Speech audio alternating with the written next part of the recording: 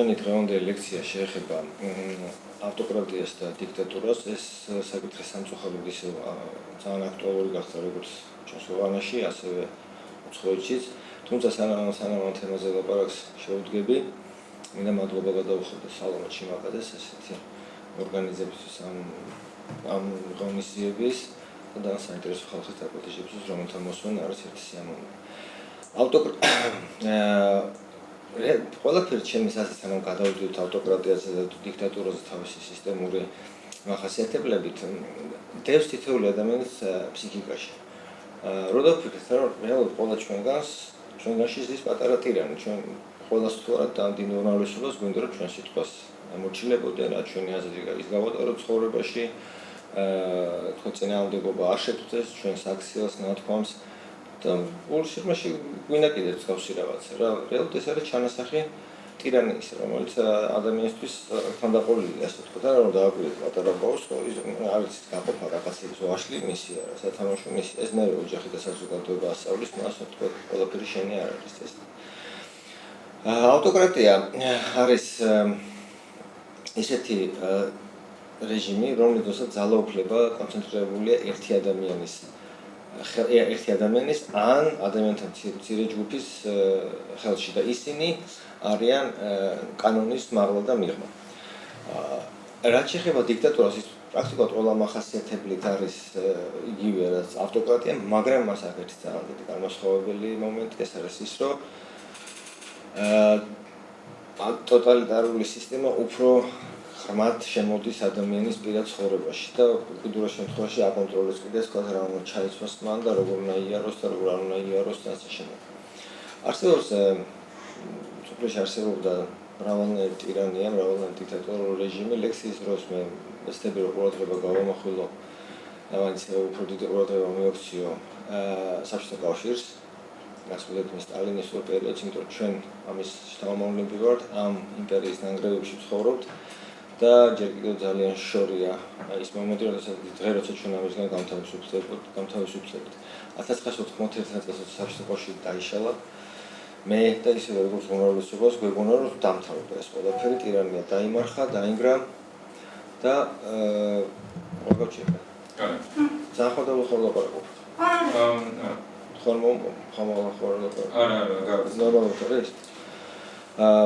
როცა 1991 წელს საბჭოთა კავშირი დაინგრა, ჩვენ ყველას გვეგონა რომ აი დამთავრდა ტირანია და დასრულდა, მაგრამ ნუ ახლა ამდენი წლის მერე, კვლავ აი 2015 წლის შემდეგ, წელს ახლა არის 2025 წლის აგვისტო. ახლა კი საბჭოთა კავშირი გრძელდება, მას ძალიან გრძელი ჭრილი ქონია და გრძელდება ხალხის ბუნებაში და ფსიქიკაში და ფსიქოლოგიაში. რა არის ხელშემწყობილი ტირანია ან ავტოკრატია ბევრი ფორმა აქვს, მას შეიძლება იყოს როგორც სამხრეთ ამერიკაში იყო თავის დროზე სამხედრო ხუნტები, ანუ სამხედროების ძალაუფლების ხელში დაკავება, არის იდეოლოგიური დიქტატურები, როგორც ვთქვათ, ნაცისტური გერმანია და კომუნისტური საბჭოთა კავშირი და მაოს ჩინეთი, არის სასულიერო პირებისგან მართული დიქტატურა, მაგალითად ირანში, ხო? როგორც მართავს, ასე ვთქვათ, ირანის სასულიერო პირები და უმაღლესი თანამდებობა არის აიათოლა, ხო? მიუხედავად მაინც რა მომენტში და რა წინაპირობები მაინც ყოველთვის არსებობს თუ რატომ წარმოიქმნება ავტოკრატია. ავტოკრატია ძალიან ხშირ შემთხვევაში ხდება ტრანზიციის, ანუ რაღაცა გარდამავალი ეტაპის დროს. ანუ როდესაც კვეთრად დასრულდა ერთი რეჟიმი და იწყება მეორე განსხვავებული რეალობა დგება, რომელსაც ჯერ არც ხალხმა თქვათ რა სადმედიან. ესეთი ამის კაფე მაგალითი არის რუსეთი, რომელსაც 1990-იან წლებში სცადა დემოკრატიისკენ სვლა იყო ამის უცვლელი მცდელობა, მაგრამ არ გამოვიდა და ეს ყველაფერი წავიდა უკვე ტირან დიქტატურისკენ და ტირანიისკენ. რატო ხდება გარდამავალი დროს განსაკუთრებით რატო არის ტყიფე საზოგადოება დიქტატურისკენ მიდრეკილი, ასე ვთქვათ, ან ავტოკრატიისკენ. იმიტომ რომ როგორც წესი, როცა ტრანზიციის გარდამავალი პერიოდი იწყება, ბევრი ადამიანი არის ამოვარდება თავისი შეჩვეული სოციალური ბუდეებიდან, ხო, რაღაც სამსახური ქონა, რაღაც ადგილი ქონა, რაღაც სტატუსი ქონა საზოგადოებაში და ეს ყველაფერი დაკარგა თვალის დახამხამებაში.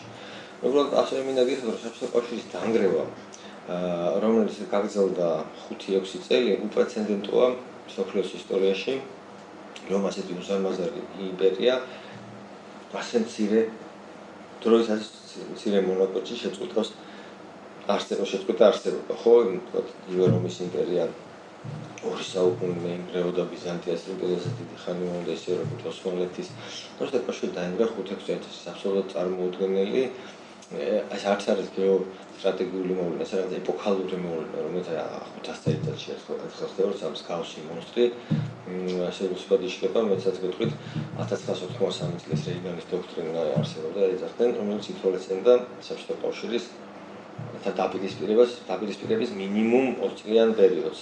ანუ 2003-მდე და როცა ამ დროს 7 წელიწადში ეს ქვეყანა საერთოდ აღარ იყო. არც ერთ სცენარში, არც ერთ ქვეყანაში ეს არ იყო გათვლილი, რომ ეს ქვეყანა ესე მუდმივად დაინგრევა.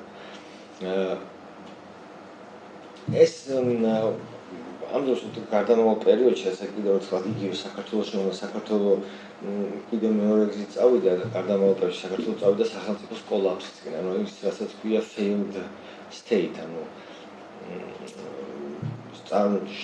არ შემდგარი, ანუ დამარცხება განცდილი სახელმწიფო.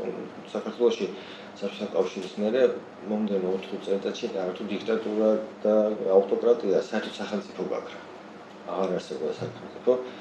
რადგან უმრავლესობა ალბათ ასამბლეებისა ახალგაზრდები არიან, მინდა შევახსენო, რომ რას ნიშნავს სახელმწიფოს არ ქონა. უბრალოდ აი საყოფაცხოვრებო დონეზე, მაგალითად სახში ვიღაცას ემართება ინფარქტი, ხო? სასწრაფო მანქანა არ მოვიდოდა, იმიტომ რომ აღარ არსებობდა რა. სახში გიوردება პოლიცია ყაჩაღი, აბრახონოს კარებს ესტრის. პოლიციაში ვერ დარეკავდეს, და პოლიცია გაყოფილება არ არსებობდა რა. აი ეს რაღაცა მე თვითონ ლაპარაკობ ამაზე და მე თვითონ არ მჭირებ, თუმცა საკუთარი თვალით მაქვს ნახი და კაცი, იმდენად აბსურდია. საქართველოს სხვა გზით წავიდა. აბსოლუტურად სხვა გზით წავიდა რუსეთი, სადაც მოხდა სახელმწიფო კონსოლიდაცია და მისი ავტარქიისკენ გადახრა. ახლა რატომ მოხდა რუსეთში, ეს ძალიან გრძელი ისტორიაა, ამაზე არ გავჩერდებით. არსებობს საინტერესო წიგნები ამის შესახებ. და ხშირ შემთხვევაში ავტორები მოდიან იმ დასკვნამდე, რომ რუსეთის ავტოკრატიული და დიქტატურული მიდრეკილება მოდის ჯერ კიდევ მონღოლებისგან, ოქროს ურდოსგან, კაცრი იერარქია და დაპრობითიანობა და ასე. აი თვითონ რუსული საფრთხე, რაც საქართველოს აქვს ამის გარშემო ყოფებს, ხომ ეს არის გამომწვეული ავტოკრატიული მმართველობით, რაც ამ ქვეყანას გააჩნია. ხა ხშირად არის ლაპარაკი, რომ პუტინი რო არ იყოს, მაშინ რაღაცა სხვა იქნება და კარგი იქნება. დიდი ალბათობით არა, პუტინი რო ხვალ მოგვდეს, იქნება ვიღაც ივანოვი ან ტრაუკინი ან კანავალოვი, რაღაცა იგივე გზაზე. პრობლემა რუსეთშია და არა მის ასე ვთქვათ მმართველებში. აგრეთვე რაც ხელს უწყობს დემოკრატიის ავტოკრატიის ჩამოყალიბებას არის ეგრეთ წოდებული მიტოვებულობის ცნობა და უსარგებლობის ცნობა. რომ ადამიანი თქვათ, აი მაგალითად შეკეთებს, რომ ადამიანი თქვათ იყო რაღაც დიდი სამშენებლო კომბინატის დირექტორი, ხო? დაინგრა საბჭოთა კავშირი, გაქრა საერთოდ კომბინატი გაჩერდა, მთელი ეკონომიკური კავშირები დაირღვა. და ეს ადამიანი, რომელიც თავისუფლად პატრიოტული კაცი იყო და სტატუსი ჰქონდა და შეიძლება ვიღაცების დახმარებოდა, ასე მოეხმარებოდა სახელმწიფოს დარჩენით საკითხი, მაგრამ მან აღმოჩნდა არავისთვის არ ემოთხოვნია, არა. ეს ფსიქოლოგიურად ძალიან თრგუნავდა ადამიანებს. და მიტოვებულობა, რომ აი არავის არ ჭირდება, არავის არ ვარგივარ, ეს ადამიანი ხო არ არის ასე უბრალოდ ცალკე მდგომი რობინზონ კრუზოსავით რაღაც კონტურზე, ხო ადამიანის სოციალური ცხოველია, ის მას ჭირდება, რომ ისჭირდებოდეს, ასე რა და ეს მომენტიც მოისპო და კიდევ მნიშვნელოვანი დამახასიათებელი უბრალოდ წინაპირობა, რომელიც ძალიან ხელს უწყობს დიქტატურის დამყარებას და ავტარქიის და ავტოკრატიის დამყარებას არის სიღარიბე. სიღარიბის დროს ადამიანი როცა ეს თქვათ იმ სიღარიბე იმით კი არ გამოწვეული რომ მან არაფერი არ იცის, არაფრის უნარები არ აქვს, ასე შეიძლება ძალიან კაი ექიმი იყოს თქვათ, მაგრამ და იმ გაჩანაგდა ქვეყანა, არავინ არ აფინანსებს სამართლს, პრაქტიკულად უფასო დაკეთებს ოპერაციებს, ანუ მის მასე მოთხოვნა აღარ არის. ამ დროს ეს სიღარიბე ამით გამოწვეული არის ძალიან ნაყოფიერი ნიადაგი ავტოკრატიისა, ამის ვთქვათ კლასიკური მაგალითია ნაცისტური გერმანიის წარმოქმნა, როდესაც 1918 წელს გერმანია დამარცხა პირველ მსოფლიო ომში. 1920-21 წლებში იყო საშინელი ჰიპერინფლაცია გერმანიაში, მოხდა უკიდურესი გაღარიბება მოსახლეობის, ან გერმანია არ იყო ღარიბი ქვეყანა, ხალხი არ იყო შეჩეული ამას, ბურჟუაზიული ცხოვრებით ცხოვრობდა პირველ მსოფლიო ომამდე. ესეთი ვარიანტიც იყო, რომ ბანკნოტი, რომელზეც დაბეჭდილი იყო თქვა რაღაც ნომინალი, პირობითად 500 მარკა, ხო? ის ქაღალდი უფრო ძვირი ყიდა, ვიდრე მასე დაბეჭდილი ნომინალი. ურიკები დაყონდათ ფული. და ეს ხალხი, ასე ვთქვათ, გაწვალებული, გაღარიბებული მიესალმა უკიდურეს მემარჯვენე ძალებს, ულტრამემარჯვენე ძალებს, რომელსაც მას ნაყოფიერი ნიადაგი ძალიან კარგად გამოიყენეს თავისი შხამის დასათესად. და ამ შხამს ერქვა ნაციონალ-სოციალიზმი, რომელიც შემდგომში მთელ მსოფლიოში ცნობილია როგორც ნაციზმი. საქართველოს შემთხვევაში ასევე მოხდა მასიური გაღარიბება 1991-1995 წლებში. უბრალოდ საქართველოში როგორც დიქტატურისკენ არ წავიდა საქმე წავიდა failed state-ისკენ, უცხოურ მასშტაბი წარმოადგენდა 1999 წელს იყო მოსახლეობის ბოლო საბჭოთა აღწერა და მათ შორის მატერიალური დობროსის აღწერა და უკვე 1994 წელს 3 წლის მერე დამოუკიდებლობიდან ქვეყნის ერთიანი ეროვნული პროდუქტი შემცირდა დაახლოებით 74%. ეს წარმოუდგენელი მაჩვენებელია რა, ანუ ყოველი 100 ლარიდან პირობითად დაკარგე 74 ლარი.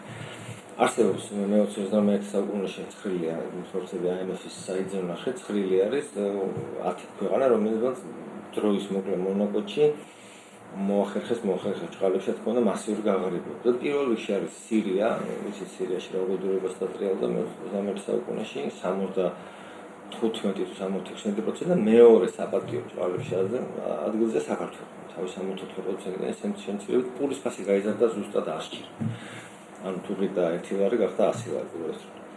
და მაგის შემდეგ საქართველოს შემდეგ უკვე მოდის ისეთი ქვეყნები, როგორც არის თქვათ გერმანია მეორე მსოფლიო ომის მერე, ამერიკა დიდი დეპრესიის მერე, ესპანეთის სამოქალაქო ომის მერე და ასე შემდეგ. რატო ხდება, რომ ადამიანი გაჭირვების შემთხვევაში დიქტატორის გაჭირვება უბრალოდ სიღარიბე ნაყოფიერი ნიადაგია ავტოკრატისთვის, იმიტომ რომ ადამიანებს უნდათ ასე კრიტიკულ მომენტებში ჭირდებათ ეს ფსიქოლოგიური ისე ავტოკრატიაში შემთხვევაში ფსიქიკაზე არის და რაღაც ინსტიტუტებზე რომელიც იმას აქვს თავისი როლი, მაგრამ არა ესეთი. ადამიანი ეძებს ასე ვთქვათ პატრონს, ძლიერ ხელს, ვინც აი ყველაფერს გამართლ, ისე მოაწესრიგებს, ვინც ასე ვთქვათ აღადგენს იმ სამართლიანობას, რაც თავის დროზე იყო და ვითომ ამათ დაკარგეს, ხო? და ჩნდება ესეთი ბუნებრივი ტოლვა, ძლიერი ხელის რომაც და ეს ყველაფერი ნელა გადაიზარდება, რა თქმა უნდა, უკიდურეს დიქტატურაში აქვს პოტენციალი გადაიზარდოს უკიდურეს დიქტატურაში. რა მახასიათებლებია თქვა ავტოკრატიის და განსაკუთრებით დიქტატურის. ერთ-ერთი პირველი მახასიათებელი არის, რომ როგორც წესი დიქტატურულ რეჟიმს ყავს ქარიზმატული ლიდერი. და უსახური ბიუროკრატი ვერ გახდება დიქტატორი, რა არ აქვს ეს მონაცემები. ხშირად ქარიზმატული იყო თქვა ჰიტლერი, ქარიზმატული იყო პოლ პოტი, ძალიან ქარიზმატული იყო აიათოლა ხამენეი და ბევრი იყო ქარიზმატული ლიდერები. მეორე, პროპაგანდა ანუ non-stop ტვინის გამორიცხვა და პროპაგანდა მიმართული იმისკენ ის რაც დღეში ქვეყანა არის ეს წინა ხელისუფლების ბრალია და რაც რამე კარგ და მე ვიძლევი იმის პირობას, რომ ყველაფერი იქნება ძალიან კარგად. მე მომენტად მე მიხედავ ამ საქმეს. პროპაგანდა და ხო, აი მაგალითად პროპაგანდის მამად ითვლება ნაცისტური გერმანიის ესე ერქვა პროპაგანდის ხელმძღვანელი იოსეფ გებელსი. რომელსაც ეძახიან პროპაგანდის მამასაც, რომელსაც არ აქვს შესგან შეეძლო ზარმაზარი ამბავი მოექცა. რა თქმა უნდა, ყურებით გაჯერებული. ნუ პროპაგანდას დღესაც კარგად ხმარობენ განსაკუთრებით რუსები, ასე ვთქვათ, ძალიან მოხმილებიან ამაში. მესამე არის რაც ახასიათებს ავტოკრატიას და დემოკრატიას დიქტატურას, ეს არის ძალადობა. ძალადობა საერთოდ არის ექსკლუზიურად მხოლოდ სახელმწიფოს როლი. ან დასავლეთის კორეაში ექსკლუზიურად მხოლოდ სახელმწიფოს აქვს ლეგიტიმური უფლება გამოიყენოს ძალა. როგორც შეიძლება, ამ შემთხვევაში ძალა გამოყენებული იყო არსებული რეჟიმების განსამტკიცებლად. ცნობილი ასე ვთქვათ, მოვლენების არსებობაში, რომელიც 1918 წელს დატრიალდა და ესე ცნობილი დიდი ტერორის სახელით, ასე პრაქტიკულად უდანაშაულო ადამიანების დასჯა, რომ ქვეყანა ყოველ ადამიანები მხოლოდ მუდმივ შიში და დაძაბულობაში, რაც საბოლოოდ ის მორალურ დაცემას იწვევს, რომ დიდხანს შიში და დაძაბულობაში ყოფნა ძალიან ძნელია სადანია. რეალურად თუ ახლა არ იყავი მაინც მიხეილ ჯავახიშვილი ან ტიციან ტაბიძე ან მარშალ ტუხაჩევსკი, შენს ძალიან მეუბნად შეიძლება მოყოლიყავი, ყოფილიყავი ჩვეულებრივი ბიუროკრატი, თქვა ან ხალხის მუშა და მაინც დაიჭირეთ რა. აი რა განსხვავება იყო საბჭოთა ტერორს და თქვა გერმანულ ტერორს. გერმანელსაც ყავდათ გერმანიის ნაცისტური გერმანიის დიქტატურის უკიდურესი ულტრამემარჯვენე ფორმა და ბოლშევიკური საბჭოთა კავშირი, განსაკუთრებით სტალინის პერიოდში უკიდურესი მემარცხენე, ხო? რა განსხვავება იყო, თქვა ეწოდებული NKVD, რასაც ერქვა, ნაროდნი კომისარიატი внутренних дел, შინაგან საქმეთა სახალხო კომისარიატი, ან ულტრემოდელი გაგებით. შინაგან საქმეთა სამინისტრო და რა მსგავსება და სხვაობა იყო ნაცისტური გერმანიის, ასე ვთქვათ, მის კოლეგასთან გესტაპოს, იყო ეწოდებული საიდუმლო პოლიტიკური პოლიცია. შენ თუ ნაცისტურ გერმანიაში ასრულებდი რაღაც პირობებს, თქვათ, არ იყავი კომუნისტი, არ იფარავდი კომუნისტებს, არ იყავი ებრაელი, არ იფარავდი ებრაელებს. რაღაც მოცემულობას თუ ახლა შენ ისე ცხოვრობ მთელი შენ ცხოვრება, რომ გესტაპო შენ თვალთაც არ ნახავდი რა. რაც საბჭოთა სისტემასაც გამოარჩევდა, ის იყო, რომ დანაშაულისა ძალადობა იყო random, რასაც ქვია, ანუ შემთხვევით, ანუ შენ შეიძლება ყოფილიყავი თავგადაკრული კომუნისტი და შენ მას დაეხურეთ, თან დაიჭირეთ. ეს randomness, ეს შემთხვევითობა ძალიან აძაბუნებდა ადამიანს, მორალურად ტეხდა ადამიანს. უბრალოდ არ შეიძლება გქონდეს შენ თუ ასრულები რაღაც იცავდი რაღაც კარგო პირობას კიდევ თქო. შენ ამფერ გემუქრებოდი. როცა შენ საბჭოთა კავშირში იყო, შენ ნებისმიერ მომენტში შეიძლება დაიჭირე და არანაირი მნიშვნელობა არ ჰქონდა ბრალდებას. ნუ იყო ისეთი აბსოლუტური ბრალდება, თქვა აი თბილისზე იმას რა ქვია, მეწაღეს შეიძლება დაიჭირა იაპონიის ჯაშუშობის მუხლით, ბრალით. და არა აბსოლუტურად არ არის, ან ხალხის მუშისთვის შეიძლება დაებრალებინათ, რომ ის არის დიდი ბრიტანეთის ჯაშუში. რაც ოპოზიციას მეთქი, რაც ახასიათებს, ასე ვთქვათ, ტირანიას და დამკვეთრად ახასიათებს ისევ ჰიტლერულ გერმანიას და დაუბრუნდა და სტალინის საბჭოთა კავშირს. რატომ ამახვილება სიყვარულს ჯესტი ის რომ მისი გავლენა საბჭოთა კავშირის დღემდე იგრძნობა ბევრ აღზრდაში. ერთ-ერთი ყველაზე დიდი გავლენა რაც საბჭოთა კავშირის არის ჩვენში, ეს არის უპასუხისმგებლობა. იმიტომ საბჭოთა კავშირის ეხლა დაყენებული საქმე. შენ უზრუნველყოფ განათლებით, სამსახურით, ადგილით რაღაც საზოგადოებაში, შენ პოლიტიკურ საქმეს არ უნდა ჩაეტარებს. დამჭირ ჩვენც რა. შენ გქონდა ეს მინიმალური რაღაც საბაზისო მოთხოვნები დაგმოყოფილი ალბათ თუ კარგად, განათლება იქნება, ჯანდაცვა იქნება, თუ ეცნობრეობა იქნება, ხო? შემსაკავშირი იყო ერთ-ერთი ქვეყანა, სადაც უმუშევრობა იყო სისხლის სამართლის მუხლი. ანუ შენ შეიძლება დაეჭირეთ იმის გამო, რომ უმუშევარი ხარ. ეს სახელმწიფო გაძლევდა გარანტიებს, რომ შენ იმუშავე. და ასე გამეცა. ხო. და ერთ-ერთი უმნიშვნელოვანესი რაც ახასიათებს ორივე სისტემას, ვთქვათ, ნაცისტურ გერმანიასაც და საბჭოთა კავშირსაც და სხვა ბევრ ტირანულ სახელმწიფოებს, არის რომ ისინი მუდმივად ქმნიან ტყის ხატს. რომ ის რაც ხდება, ვიღაცების ბრალია. და ეს რაღაც ჯგუფი არსებობს, რომელსაც ყველაფერი დაბრალდების იქნება განტევების პროცესი. საბჭოთა კავშირში ეს იყო ძალიან ამორფული ხალხის წერტერი. ყველაფერში შეიძლება ხალხის წერტერი ყოფილიყო რა. რა აი ხალხი რაც უფრო ხასტარის ევროპულობა იყო, რაც უფრო უახლოვდებით კომუნიზმს, მით უფრო ძლიერდება კლასობრივი ბრძოლა და ძალიან ბევრი დაფარული კლასობრივი მტერი გვყავს. ანუ საბჭოთა კავშირში ასე ვთქვათ, წრულად მიიჩნეოდა კლასები, ხოლო ნაცისტურ გერმანიაში წრულად მიიჩნეოდა ერები, ნაცი. და ამ შემთხვევაში ასე ვთქვათ, განტევების ვაცი ნაცისტების შემთხვევაში იყო ებრაელები. ეს ხალხის არსებობა აუცილებელია. აი დღევანდელ რუსეთს შევხედოთ, ხო, აი რუსებისთვის ქმნიან მუდმივად ტყის ხაზს, რომელიც არის კოლექტიური დასავლეთის სიზული. ყველა ანუ თუ რამე ჩვენ ისე არ გამოვდის, აი იმათ გამოვაგამოვდეს, აი ისინი არიან ტყები, ისინი გიშნიან ხელს, აი ნახე სანქციები დაგვიწესეს რა. ნახე როგორ გექცევიან? ხო, ნახე ის რომ სანქციები რის გამო დაუწესეს, ამას საერთოდ არ მოსილებს. პროპაგანდა სანაცვლად მას შეუძლია იოლად წაიღოს ადამიანი თუ მას გამომუშავებული არ აქვს რამე ინტელექტუალური ფილტრი ამის საწინააღმდეგო. დღეს მასალა მოდის, ინფორმაცია და უნდა შეგეძლოს მათი გაფილტვრა. წინასწარ შემთხვევაში თუ შენ ამას ვერ გაფილტრავ, აღმოჩნდება როგორც აბსოლუტურად გამოგიგონ მდგომარეობაში. ამით სარგებლობენ ავტოკრატიულ რეჟიმებს. შემთხვევაში ეს არ აქვს ორი რაღაცა. პირველი ეს არის რომ აბსოლუტურად ახალი წყობილების შემოტანა, ასე ვთქვათ, აი ისევ საბჭოთა კავშირში იყო ამის მაგალითი. როცა არნახული სოციალური ექსპერიმენტი ჩაატარეს რეალურად, რომელთაც ათეულობით მილიონი ადამიანის სიცოცხლის ფასი იყო გადახდილი გიგანტურ სოციალურ ექსპერიმენტში და მაინც ჩაფლავდა.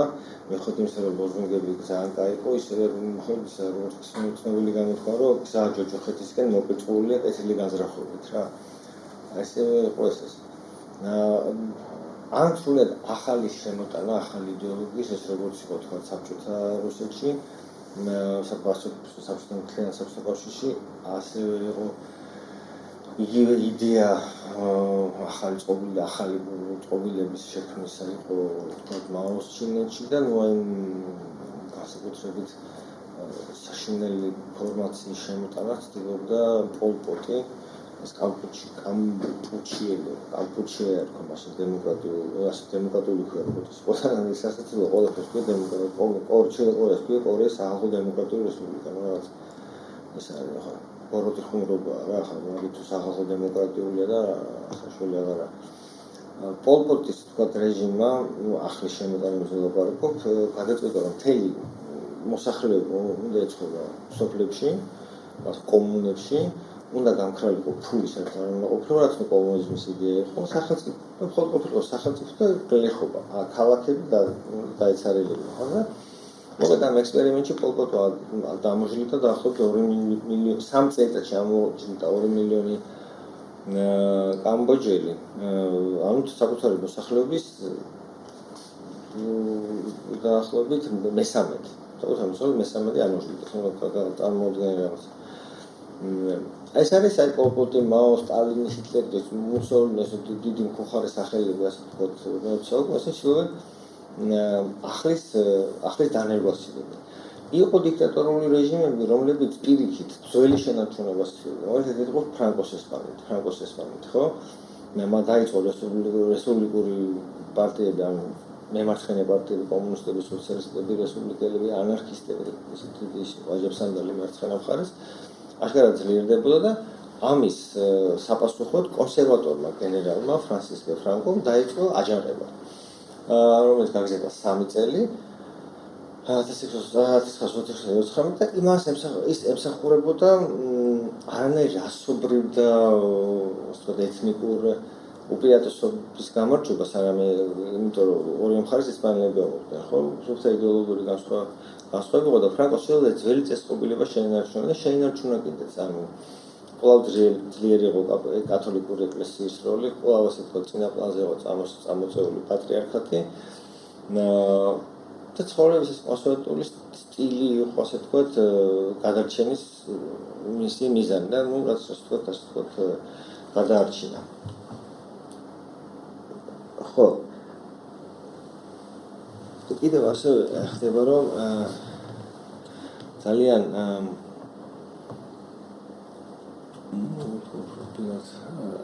თავის გარკვეულ როლს ასრულებს ეკლესიაც შემთხვევაში, მაგალითად რუსეთის შემთხვევაში რუსეთის საპატრიარქო პრაქტიკულად გადაქცეულია სახელმწიფო ორგანოდ რეალურად და მას არ სურს თავის პოზიციების დათმობა და რეალურად სერიოზული, ასე ვთქვათ, იდეოლოგიური ფრონტი აქვს გაშლილი რუსეთის საპატრიარქოს.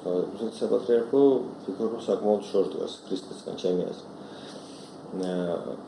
ეს ახლა ვთქვათ დემოკრატიის პროცესში ქადიგიორუსის ერთ-ერთი ძლიერი წინააღმდეგობის გამწევი იქნება, რა თქმა უნდა, მოსკოვის საპატრიარქო.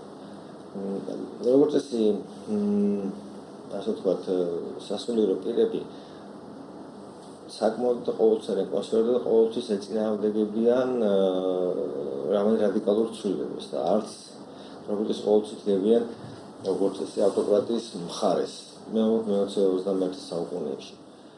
ეთნიკურობით გამოწვეული სხვაობები ხშირად გადადის, ასე ვთქვათ, ავტოკრატიის ხელშემწყობი ერთ-ერთი პირობაა, როდესაც ორ ეთნიკურ ჯგუფს ვერ გაუყვია რომის რაიკუნის. ეს ამის მაგალითია რუანდის გენოციდი 1994 წლის, როდესაც თითქმის მილიონამდე ტუტსი დაიღუპა და მათ ხოცავდნენ ჰუტუს ტომების, ორი ტომი ერთმანეთს დაუპირისპირდა. აგრესორები იყვნენ ჰუტუ უფრო დაბალი ხალხია, ტუტსები მაღლები არიან და მაშინ რადიო სიგნალი იყო აჯანყების, ხოცვაჟადის დაწყების რადიო სიგნალი იყო, რომ ვიწყებთ მაღალი ხეების აქცევას. ესპანეთში რადიოთი გადაიცა, რა ვიტყვით, ესპანეთში გადაიცა ფრანკოს აჯანყების დღეს მთლიან ესპანეთის თავზე უღრუბლოცა ესეთი რადიო სიგნალი ახლა გადაუხმო. ესეთი მდგომარეობა იყო მაგალითად ჩვენთანაც აფხაზეთში. აფხაზეთში მხრივ დაალაგებული იყო სიტუაცია, რომ მეტნაკლებად გადანაწილებული იყო რა თანამდებობები უნდა დაეკავათ ქართველებს და რა თანამდებობები უნდა დაეკავათ აფხაზებს. და რეალურად შემთხვევაში აფხაზები უფრო პრივილეგირებულ მდგომარეობაში იყვნენ. ახლა მოსახლეობის 25%-ს ეკავა უფრო მეტი რაოდენობა ადგილობრივ პარლამენტში, ვიდრე ქართველებს. ანუ ცოტა შორსაგულს აფხაზეთის თემა. აფხაზეთის ხოცვაში და აფხაზური ომის შემდეგ იქაც დიქტატურა ვერ დამყარდა, იქ დამყარდა ანარქია. ანუ როგორც წესი ამ ომის და რევოლუციას მოყვება ანარქია, ასრული დიქტატურა. როგორც დიქტატურა, ანუ ძალიან მალე მიდის ადამიანი დიქტატურა. საფრანგეთის რევოლუცია დაწყებული 1790 წელს ძმობა ერთობა თავისუფლების დევიზით რამდენიმე წელიწადში გადავიდა იაკობინელების ბატონობით და გილიოტინების აღმართვით თელს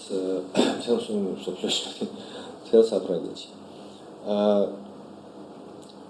აქვს თუ არა ადაპტაცია, კიდევ საინტერესო საკითხი არის, აქვს თუ არა ადაპტაციის უნარი დიქტატორულ რეჟიმებში, თუ ისინი ძალიან ასე მოუქნელები არიან და კვეთრით სულების შემთხვევაში იმსხვრევიან. ორივე ვარიანტი შეიძლება. მაგალითად, საბჭოთა კავშირი, რომლის გარდაქმნა დაიწყო ზემოდან, ასე ვთქვათ, ხელმძღვანელობის ნამდვილად რეფორმები ჩატარება, მე უბრალოდ პროცესი გაიქცა ხელიდან და დაიშალა. საბჭოთა კავშირი რაც მათ განზრახვაში არ შედიოდა. და იუგოსლავიას დაახლოებით ესე და საბჭოთა კავშირის ტერიტორიაზე იუგოსლავია განსაკუთრებით ომის სისხლში ჩაიძინა. ხო ეს ომები ბოსნიაში, სლოვენიაში, ხორვატიაში. სიბედურება დატრიალდა 1992-დან 1998 წლამდე. არის დიქტატურები, რომელიც ადაპტაციის საოცარი უნარი გამოუყენებს, ეს არის ჩინეთი. ჩინეთი საერთოდ ძალიან თავსატეხი პოლიტიკური მეცნიერებებისათვის რა, იმიტომ რომ როგორც ეს მეტნაკლებად აბრევად მიღებულია, რომ ლიბერალური დემოკრატია და საბაზრო ეკონომიკა ხელი-ხელთ ჩაკიდებული მიდიანებით, რაც სულ ჩინეთმა აბსოლუტურად ასე ვთქვათ საწინააღმდეგო რაღაც აჩვენა, რომ ეკონომიკური აღმავლობა და დიქტატურასა ძალიან მშვენივრად შეუძლია ხელი-ხელთ ჩაკიდებულმა იარო. ხო, ესე იგი, როდესაც მოკვდა მაო ძედუნი 1975 წელს, მის სათავეში მოვიდა დენ სიაოპინი, მაოს ძველი თანამებრძოლი, ისეთი კომუნისტი, სტალინის იმდენად დადიოდა ფრენჩებით რა. მაგრამ მან იგრძნო რაღაცა, რომ რაღაც საჭიროა, თორე ქვეყანა ესე დიდი რევოლუცია რა, მაომის სასწავლები აკეთა რაღაც ჭალებს სასწავლები. ჯერ იყო კულტურული რევოლუცია, ჯერ იყო დიდი ნახტომი ეგეთებული სწრაფი ინდუსტრიალიზაციის სურვილი, როგორც სტალინმა გააკეთა, არ გამოვიდება, უამრავი ხალხი შეეწინავს, მე იყო კულტურული ცვლილება მომენტობა, კულტურული რევოლუცია ეგეც არ გამოვიდა, ბოლოს მოკვდა თვითონ. დენ სიაოპინმა დაიწყო რეფორმები. პირველ რიგში შემოიტანა ეზოსაკუთრება.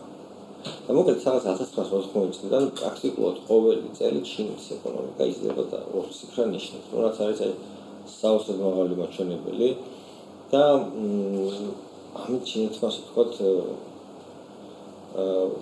გამოანახა მსოფლიოს, რომ დიქტატურებს აქვთ ადაპტაციის საოცარი უნარი. რასის მოყამობის მათი მყიფობაც დადასტურდა, თქვათ როგორც საბჭოთა კავშირი და იუგოსლავია, ეს საბჭოთა კავშირის ნამდვილად შეეხება ზუსტად ეს გამოწვეულია ალექსანდრე მაკედონელის გამონათქვამის სპარსეთზე, რომ ეს არის გოლიათი თიხის ფეხებზე. საბჭოთა კავშირიც ესე აღმოჩნდა გოლიათი თიხის ფეხებზე. ვერავინ არ უნდა მის ესე დამიგოს, მაგრამ ეს მოხდა. რატომ იწყება 1920 წლიდან მსოფლიოში დაიწყო დემოკრატიის უკან დახევა. მათ შორის თვითონ დემოკრატიულ ქვეყანაში. მშვენიერი მაგალითია უნგრეთი, ხო? ჭალებს მშვენიერი. ისეთ ქვეყანასაც კი, რომელსაც თითქმის 250-იანი 250 წლიანი უწყოთი დემოკრატიის მატარებელია, როგორც შეერთებული შტატები. ისიც კი ნახო იწყებს ხანდახან რაღაც ავტოკრატიის ნიშნების გამოვლენას პრეზიდენტ ტრამპის და მისი ადმინისტრაციის წყალობით. დამფუძნებელმა მომენტმა ისე შექმნეს შეერთებული შტატები, რომ უამრავი როგორც ქართულად გაწონასწორების checks and balances რა შემოწმება გაწონასწორებულების მექანიზმი შემოიტანს. მაგრამ ამ შემთხვევაშიც კი ტრამპი ახლობს რაღაც გასაზრომებს, რომ გვერდი აუღიოს თქვა დემოკრატიულ მმართველობას და თქვა თავისი ავტოკრატიისგან გადახრილია, თავისი ავტოკრატიული გადაწყვეტილებების ცხოვრებაში მოიყვანოს. სამშაბათი ისე აღმოჩნდა, რომ დემოკრატია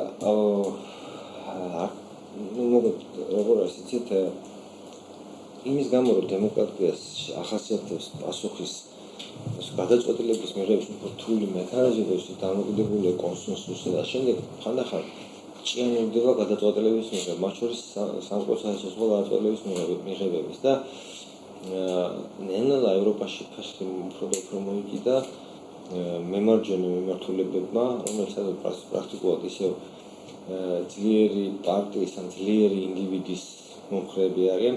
მას განსაკუთრებით ხელი შეუწყო მიგრანტების კრიზისმა, განსაკუთრებით 2015 წლის მიგრანტების კრიზისმა, როდესაც თქვა მერკელმა, გერმანიის იმპერიის კანცელერმა დაახლოებით მილიონი სირიელი შეუშვა გერმანიაში.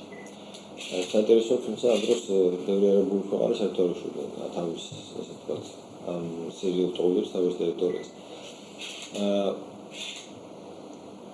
ეს მომენტი, როდესაც ეს ემიგრანტები თქვათ დიდად არ ერთვებოდნენ, არ ინტეგრაციას არ ახდენდნენ თუ ვერ ახდენდნენ მიღებ ქვეყანაში ცხოვრების თავისი წესით და ამას სახელმწიფო ხელს არ უშლიდა, იმიტომ რომ გამომდინარე ისე თავისივე დემოკრატიული პრინციპები გამოაქვეყნა მოსახლეობის შესაძლებლად მკვეთრი უკმაყოფილება. ისინი ხედავდნენ ჩამოსულებში როგორც კრიმინალის წყაროს, როგორც სამუშაო ადგილების წარსულის წყაროს და ზოგადად საერთოდ როგორც მტერს, ასე ვთქვათ, მტერს ან არასასურველ ელემენტს.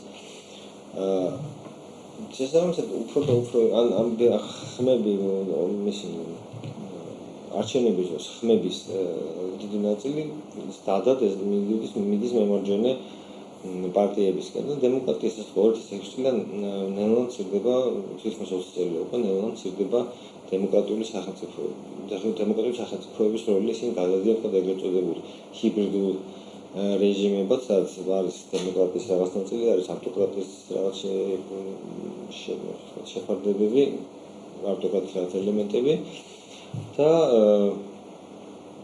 19 წელი უკვე საკმაოდ სერიოზული მაჩვენებელია იმის, რომ დემოკრატია უკვე backsliding, რასაც უკან ეხებს რა. იმიტომ დემოკრატია თვითონვე გაეჭხირა, ასე ვთქვათ, თავისივე მოგონილ ინსტრუმენტებსა და მექანიზმებში, რომელიც შემთხვევაში არ არის ეფექტური. ნამდვილად საჭიროა თქვათ დემოკრატიული ქვეყნების ხელმეორედ რესტრუქტურიზება, ბიუროკრატიისგან განთავისუფლება.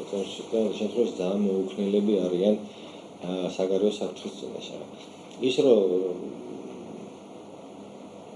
რუსეთი მეოთხე წელია ხო უკრაინაში მომიმართეს ხო და კიდევ ვერ შეთანხმდნენ იმაზე რომ გამოყოფენ თუ არა ჯარისკაცება მოხდება თუ არა დახმარება ასე ვთქვათ სამხედრო კონტინგენტით. ამაზე ჯერ კიდევ არ და ომი კარებს ამონტყარი ხო?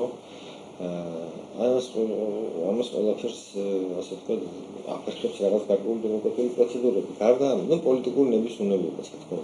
აი რო გავიხსენოთ თქვათ მეორე მსოფლიო ომი ისეთი მონსტრის დამარცხება როგორც ნაცისტური გერმანია იყო შეიძლება მხოლოდ მისნაირივე მონსტრს რომელიც აბსოლუტურად სხვა ბრიტანეთი მაგათ ვერ მოუგებდა ცხადია ომს შეჯებშედები ძალიან შორს იყო და მარტო ალბათ მაგას ვერ მოიგებდნენ და ერთი მონსტრულმა ძალამ დაამარცხა მეორე მონსტრული ზალა ორი გავცნობთ ხო კიდევ ორი ახასიათებელი რაც გამომჩა რაც ხელს ასევე ავტოკრატიული რეჟიმების ჩამოყალიბებას არის ეკონომიკური ჩამორჩენილობა და ეკონომიკური სამოქალაქო საზოგადოების არქონა. ან ძალიან სუსტად განვითარებული სამოქალაქო ეკონომიკური ჩამორჩენილობა რატო უწყობს, იმიტომ რომ როგორც წესი ადამიანი ღარიბ ადამიანს დასაკარგი ბევრი არც არაფერი აქვს რა. როგორც ლენინმა თქვა თავის დროზე ბოლშევიკის პროლეტარიატი არაფერს არ კარგავს, რევოლუციის დროს პროლეტარიატი არაფერს არ კარგავს ბორგილების გარდაო. როდესაც ადამიანები მასიურად ხარიბები არიან, რადიკალური იდეოლოგია უფრო ბევრად იოლად იწვევს მოგიდებას ფეხს. აგერ საქართველოს მაგალითად მე არ მეგონა აღმოსავლეთ შემსრულებელი არის ხო ვისაც მართლა ჯერა რომ დიჯიტალი და რაღაცები არის რა მართლა არის რა გარდა ამ დიჯიტალის გადაუხვია სხვა რაღაცის სხვა რა განმარტება ეს არის ას ბიუროკრატიული პირთი რომელიც პოლიტიკური ხელმძღვანელობის ცვლილებასთან და არის ცვლილება და საერთოდ სხვა ადგილას მაგრამ შემსრულებელი არის ადამიანი რომელიც ჯერა თავის ანუ სიღარიბე მოვიცი რომ სიღარიბე და თანდემო გაუნათლებობა ხო ადამიანთა ღარიბიან უფრო ნაკლებად უჭირს თქვათ ის რომ სასწავლებლად წავის რომ რაღაც ოჯახს უნდა დაეხმაროს პატარა ასაკიდან და ასე შემდეგ და სიღარიბე და სიღარიბის და უცოდინობის წყვილი ასე ვთქვათ ძალიან ხელსაყრელი არის ხელსანაყოფიანი ედეგია რადიკალური აზროვნების შესახებ ამასთან წავიდეთ ძალიან საინტერესო ისაა პალესტინელი შაჰიდების პრაქტიკულად ყველა პალესტინელი შაჰიდი ანუ ის თავს ეკეთებსო ან სირიაში შაჰიდები ხო თითქოსები აბსოლუტურად უმრავლესობა პრაქტიკულად ყველა არის უღარიბესი ოჯახები ის კი არა უბრალოდ ღარიბი უღარიბესი რომ ლონდონში ცხოვრები თქვა სირიელი ნაკლები ალბათ თოი ჩამოვა ხო თავის ასაკობრივად დამასკში ხო არა სამოქალაქო საზოგადოების განვითარება სამოქალაქო საზოგადოება ეს ასე თქვა ვოჩდო რასაც ვერამდოთ აი მოდარაჯე ძაღლი ხო აი კაისა შეჩენილი როცა სამოქალაქო საზოგადოება არ არსებობს ხო მაშინ დიქტატურას უფრო იოლად შეუძლია მოიგიდოს ესა ბეხი აი მე გაგახსენებთ იყო შედი გერმანელი პასტორი ნიუმილერი რომელიც არის ნაცისტურ საკონცენტრაციო ბანაკის ყოფილი პატიმარი ნუ კატარში რა მას ასეთი ნათქვამია 46-ში კომის ნათხრები წლის მერე როდესაც ისინი მოვიდნენ სოციალისტები წასაყვანამდე მე ახლა არა მომიიღო იმიტომ რომ მე სოციალისტი არ ვიყავ როდესაც ისინი მოვიდნენ პროკავშირების წევრების წასაყვანამდე მე ხმა არა მომიიღო იმიტომ რომ პროკავშირის წევრი არ ვიყავ როდესაც ისინი მოვიდნენ კომუნისტები წასაყვანამდე მე ასევე არა მომიიღე ხმა იმიტომ რომ არ ვიყავ კომუნისტები როდესაც ებრაელები მიყავდათ თო მაშინ ხმა არა მომიიღე იმიტომ რომ არ ვიყავ ებრაელები როდესაც ჩემ წასაყვანად მოვიდნენ კაციშვილი არ იყო დარჩენილი ვინც ხმას ამოიღებდა აი ეს სამოქალაქო საზოგადოება რომლებიც შეუძლია ხმა ამოიღოს ასე რომ პიროვნულად მისთვის შორს დგომი ამ საზომით უგავოზავ თქვა ადამიანის უფლებების დაჩაგრვაზე ან მის შევიწროებაზე ეს საზოგადოება ასე იგი მსგავსი ელემენტი თუ არ არსებობს საზოგადოებაში კიდევ უფრო დიდი შანსია რომ ხელი მოიგიდოს დიქტატურა და მაგალითად 90-იან წლების საზოგადოებაში ნამდვილად არ არსებობდა სამოქალაქო საზოგადოება არ იყო ძალადობის სუბლი ძალიან დაბალი იყო ძალიან ცოტა ადამიანი ძალადობაზე ახლა მე რო ვადარებ საოცრად წინ გადადგმული ნაბიჯია საქართველოს სამოქალაქო საზოგადოების განვითარების მხრივ რასაც მხოლოდ მივესალმები და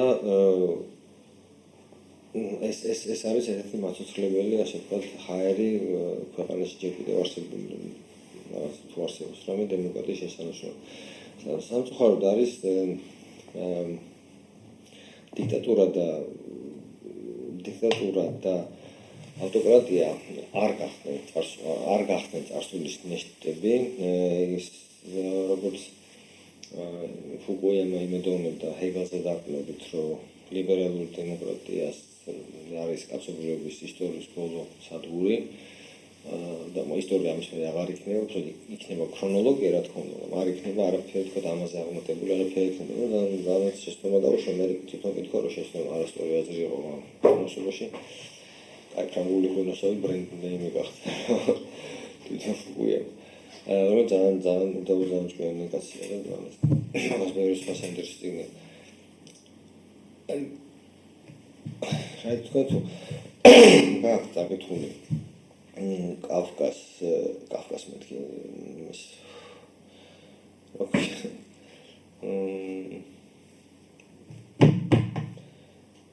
რა მომფრინავდა ეს რა ქვია შავჭირი